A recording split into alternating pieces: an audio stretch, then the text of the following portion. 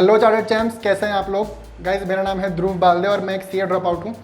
आज हम बात करने वाले हैं बहुत ही एक इम्पॉर्टेंट और क्रूशियल टॉपिक पे। आपको मैं एक स्टोरी सुनाता हूँ। जब मैं अपने पहला अटेम्प्ट में था ना, तो मेरा क्या था, मैं सारे सब्जेक्ट की कोचिंग करता था, एक घंटे की क्लासेस होती थी हमारे। तो मुझे याद है सबसे ज़्यादा ध्यान होता था इनकम टैक्स में। मैं सबसे ज़्यादा इंटरेस्ट लेता था इनकम टैक्स सब्जेक्ट में। अब वो पता नहीं क्यों था, शायद मेरे जो सर थे वो तो बहुत अच्छे थे ही सही, तो मेरा इंटरेस्ट बहुत ज़्यादा था कि मैं उन चीज़ों को समझूं, सेक्शन समझूं, उनके कोर पे जाऊं, जो टैक्स की कोर होती है ना उसको समझूं। और मैं पूरा टाइम इनकम टैक्स की पढ़ाई करता था, उसमें मैं एक ब्राइट स्टूडेंट था। पर at the same time costing हो गया, चाहे और टॉपिक्स हो गए, लॉ हो गया, कंपनी लॉ, तो उसमें मुझे मुश्किल होती थी, मुझे समझ में नहीं आता था कैसे होता है, क्या होता है, IT हो गया। तो क्योंकि मुझे इस सब्जेक्ट में मज़ा आता था, इसलिए मैं यही पढ़ता था। तो मैंने पूरे अपने इनकम टैक्स के नोट्स बना रखे थे और उन नोट्स की मदद से मैं पढ़ता था और उन नोट्स को बनाने में बहुत टाइम लगाता था, बहुत टाइम इन्वेस्ट करता था, मुझे ऐसा लगता था।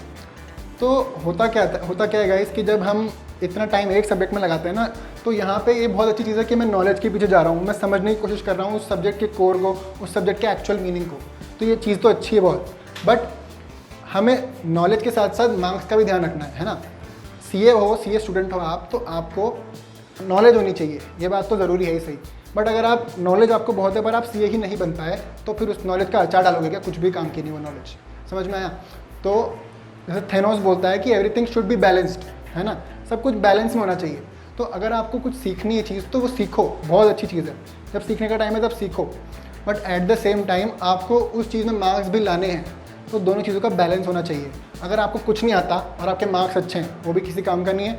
अगर आपको बहुत अच्छे से कोई चीज़ समझ में आ गई है और मार्क्स अच्छे नहीं है, किसी काम का नहीं है। तो गाइस ये रहा मेरा इनकम टैक्स का रजिस्टर, जिसमें मैंने नोट्स बना रखे हैं। ये देखो, सिर्फ एक 50 मार्क्स के सब्जेक्ट के लिए मैंने इतनी मेहनत करी थी, पूरा टाइम इसमें लगा रहता था।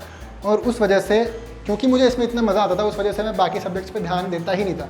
कॉस्टिंग, IT, ऐसी बहुत सारी चीज़ें हैं जो मुझे उनके बारे में आधे % भी नहीं याद। और एट द सेम टाइम ये सब्जेक्ट जो है, ये मुझे अभी तक इसके सेक्शन याद है, मुझे 4-5 साल पढ़े हुए हो गए, बट फिर भी मैं भूला नहीं हूँ। तो क्या तुम्हें लगता है कि एक सब्जेक्ट में इतनी एक्सपर्टीज़ होना और बाकियों का कुछ ना आना तुम्हारे लिए सही है? समझ रहे हो मैं क्या कहना चाह रहा हूँ कि इन दी एंड आपको पास भी होना है ना।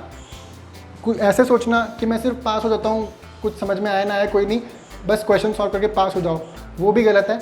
और ऐसा सोचना कि मुझे समझ में आना चाहिए, मार्क्स की बाद में देखेंगे, वो भी गलत है।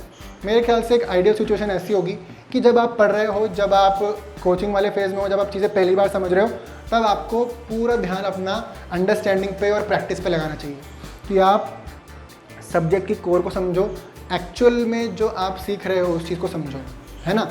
और फिर आपको जब आपकी कोचिंग ख़त्म हो जाती है, जब आपको वापस से रिवीजन करना है, तब आपको एग्ज़ाम पॉइंट ऑफ व्यू से, मार्क्स के पॉइंट ऑफ व्यू से, पास होने के पॉइंट ऑफ व्यू से अपनी पढ़ाई करनी चाहिए। ठीक है।